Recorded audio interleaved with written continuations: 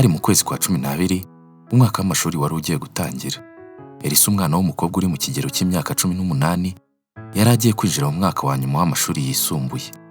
Yari agiye kwiga ku ishuri rishya ryitwaga Silver Crest Academy ryari i Kigali.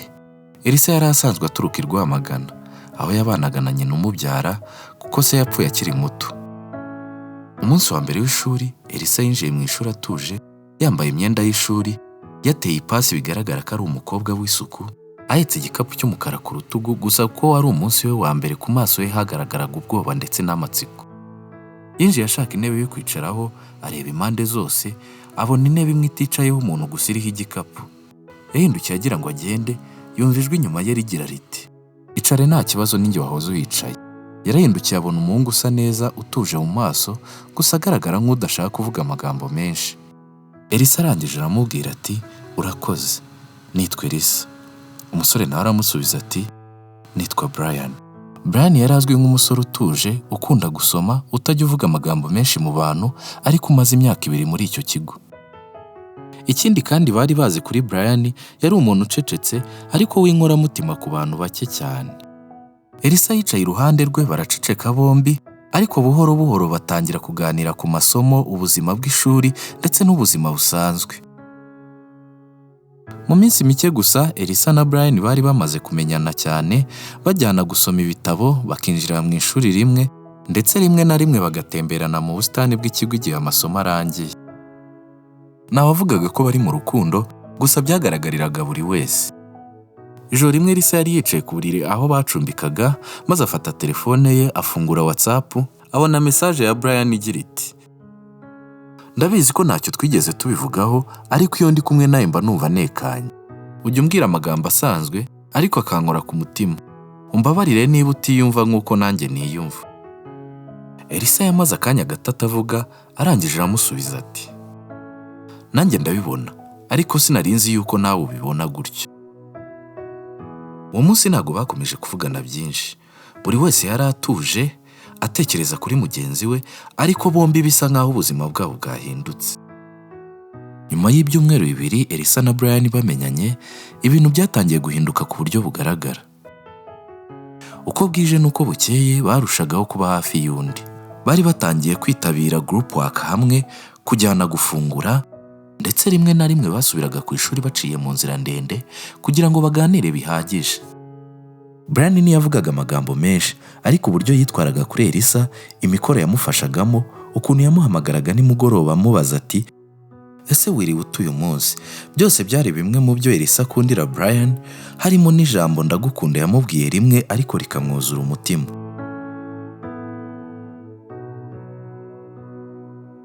Ku ruhande rwa Elisa, yakundaga uburyo Brian yamwubahaga, ukuntu atigeze amuhatiriza ikintu na kimwe, ndetse n'iyo Elisa yatindaga gusubiza message ze, ntibyigeze bibyara amakimbirane. Urukundo rwabo rwarimo umutuzo, rufite icyerekezo. Ariko nk'uko bisanzwe, nta rukundo rubura ibigeragezo. Bakomeje gukundana kugeza barangije amashuri. Umunsi wa nyuma w'amashuri byari ibyishimo byinshi, ndetse hafashwe amafoto menshi. Batandukana, Brian yasize ashimangiriye Elisa ko azakomeza kumukunda no muri kaminuza. Elisa nawe amubwira ko nta wundi azigera akunda. Hashize igihe kingana n'umwaka, Elisa yagiye kwiga muri kaminuza y'i Butare. Brian nawe agira ubavu. Bagerageje gukomeza kuvugana ndetse no guhana amakuru, ariko igihe kigenda nk'igisimbuka. Amagambo agenda aba make, umubano ugenda ucika gahoro gahoro. Brian yakomeje gucika intege, rimwe na rimwe akabura n'ibyo abwira Elisa, kugeza n'ubwo message no guhamagarana byaje guhagarara burundu. Ntibigeze bashwana, nta wigeze utuka undi, gusa ibyabo byarangiye mu kunanirwa kuvugana ndetse no guhamagarana.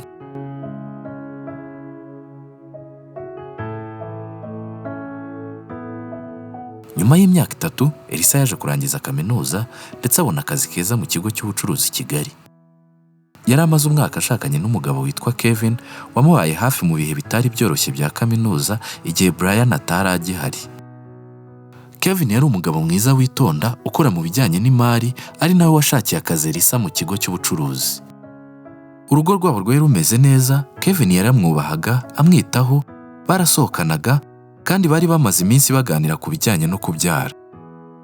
Umunsi umwe Kevin yagarutse mu rugo afite akanyamuneza. Abwira Elisa ati, "Sheri, ejo ndagira umushyitsi. Ni inshuti yanjye twahuriye mu nama ya Nairobi. Ni umukozi mu bijyanye n'imishinga y'iterambere. Namusabye ko yazansura hano mu rugo akareba umuryango wanjye ndetse tukanasangira." Elisa ntiyabitinzeho cyane. Umunsi ukurikiyeho yabyutse ategura nk'uko bisanzwe mu rugo nk'uwitegura umushyitsi. Umushyitsi yahageze mu masaha ya 11 z'umugoroba. Kevin amaze kumwakira yaramuhamagaye aramubwira ati, "Ngwino uhure n'umugore wanjye." "Elisa, uyu ni Brian." Elisa yahise yikanga. Brian yasigaye ahagaze, ijisho rirahinduka, amarangamutima amwuzura igituza. Elisa yari amaze igihe adahura n'umuntu witwa iryo zina kuva yaburana na Brian. Maze ahagaze imbere ya Brian ati, "Brian." Brian nawe ati, "Elisa." Kevin yarabarebye bombi aseka ati, "Mwari muziranye?" Brian nawe atuje aramusubiza ati, "Twize hamwe kera cyane." Nta jambo ryari rikibasha gusobanura uko umutima wa buri umwe wari umeze. Umwuka warahindutse, imitima irakubitagura. Elisa yumvaga amaguru atamufashe, umutwe uzenguruka. Kevin ntabyo yabonye, ahubwo yaricaye atangira kuganira ku mishinga Brian yakoraga. Nyuma y'iminota mike baganira, Elisa byaramunaniye kwihangana ngo agume aho hantu. Arahaguruka arababwira ati, "Reka mbakorere icyayi." Nyuma y'iminota mikeya, telefoni ya Kevin yarasonnye. Abwira Brian ati, "Unyihanganire gatoya, ni ibijyanye n'akazi." Arasohoka ajya kwitabira hanze. Kevin agisohoka, Brian yarahagurutse akurikira Elisa yarengeye. Yagiye amuhamagara aramubwira ati, "Elisa, hari byinshi nigeze mvuga. Ntabwo nari nzi ko nzongera kukubona. Ariko byose biracyandimo." Elisa ntiyabashije kugira icyo avuga icyo gihe kuko yari afite umugabo n'urukundo rushya. Gusa umutima we wari urimo umwibutsa byinshi. Nyuma y'uko Brian asuye urugo rwa Kevin na Elisa, ibintu byasigaye bitameze nk'uko byari bisanzwe. Nubwo nta jambo ryasobanura byose, Elisa yari yagaruye amarangamutima yose yari afitiye Brian atari yarigeze azima neza. Yagerageje kwitwara nk'aho nta cyabaye, ariko buri gihe akibaza impamvu umutima we udatuza iyo atekereje kuri Brian. Mu minsi yakurikiyeho, Brian yatangiye kugaragara kenshi ku kazi ka Kevin no mu nama zitandukanye. Umunsi umwe, Brian yafunze umwuka yandikira Elisa kuri WhatsApp agira ati, "Ntabwo nari nzi ko nzongera kukubona, ariko uko mbireba sinashobora gukomeza kwirengagiza ko ngukumbuye." Elisa yahise amusubiza adatinze nk'aho yari ategereje iyo mesaje ati, "Brian, narashatse, mfite umugabo. Ibi ntabwo bikwiye kandi ntibyoroshye." Brian yahise amusubiza ati, "Nanjye ndabizi kandi sinshaka kukuvangira, ariko sinshobora kwirengagiza ko nagukundaga kandi n'ubu ari uko." Ibyo bihe byakurikiwe no guhura gahoro gahoro. Rimwe bagahurira mu muhanda, ubundi Brian agatumira Elisa ku mafunguro ya saa sita nk'inshuti zisanzwe. Elisa yitwazaga ko ari amahoro, ko babaye inshuti bisanzwe, ariko mu mutima huzuyemo urukundo. Uko iminsi yicumaga, bagendaga bemerera amarangamutima yabo kubayobora. Ijoro rimwe barasohotse baganira ku mateka yabo, uko baburanye n'uburyo batari barigeze bavugana kuva barangiza ishuri. Bahuje amaso, amagambo arabashirana, birangira basomanye, ndetse iryo joro byarangiye baryamanye. Elisa ntiyigeze abyicuza ako kanya. Ibyabaye byaramuryoheye nubwo byaciye mu nzira itari nziza. Ku ruhande rwa Kevin nawe hari ibitamworoheye.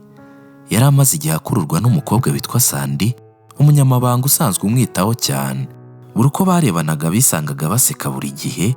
Akamuzanira ikawa mu kazi, rimwe na rimwe akamwandikira utubaruwa dutangaje turimo amagambo aryoshye cyane.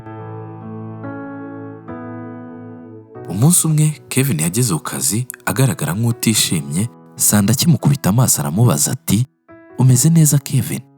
Kevin ntiyamusubiza. Sandy aramwegera amukoraho, ibintu birahinduka, bisanga basomanye.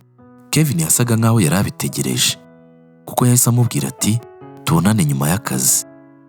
Nimugoroba Kevin yafashe icyumba cya hoteli, barahurira ndetse bararyamana.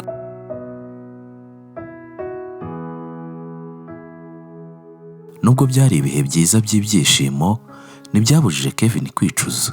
Yamaze iminsi yitekerezaho cyane, yibwira ko yahemukiye Elisa ndetse no mu rugo akirinda guhuza nawe amaso. Elisa ntabwo yigeze abyitaho cyane kuko ubwenge bwe bwose bwari bwibereye kuri Brian.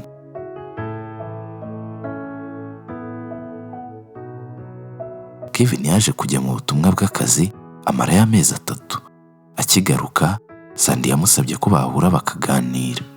Bahuriye kuri resitora yari iri hafi y'aho bakoreraga, baricarana baganira ku bijyanye n'akazi umwanya muto, maze Sandy abwira Kevin ati, hari ikintu maze iminsi nshaka kukubwira. Kevin nawe ati, mbwira nta kibazo. Sandy yariruhukije, arangije aramubwira ati, Kevin, ndatwite. Kevin yabuze amahoro, abura iyo areba. Yari abizi ko ibyo yakoze atari byo, ariko ntabwo yari yiteze yuko bizavamo gusama. Kevin yaratuje, arangije areba Sandy aramubwira ati, Sandy, urabizi ko mfite urugo, ariko ntibizambuza kuba hafi, gusa nawe uzanyorohere. Uwo munsi Kevin yatashye atekereza aho ari buhere abibwira Elisa. Akigera mu rugo yasanze Elisa yicaye muri salo, aramubwira ati, ndifuza ko tuganira Kevin. Kevin yagizemo ubwoba kuko yari amaze iminsi atamuvugisha, yibwiraga yuko yamenye ibijyanye na Sandy.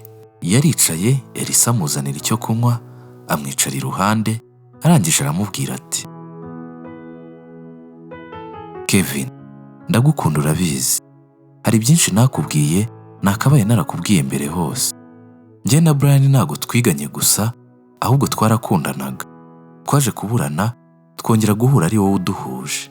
Ntabwo nari nzi ko hari undi muntu nagiriye amarangamutima atari wowe Kevin, ariko nongeye kubona Brian byarahindutse. Sindi bukubeshye. Twakomeje guhura, nyuma y'aho adusuye nisanze nongeye kumukunda kurusha nuko namukundaga mbere. Umbabarire niba narakweretse ko nakwitayeho mu minsi yashize.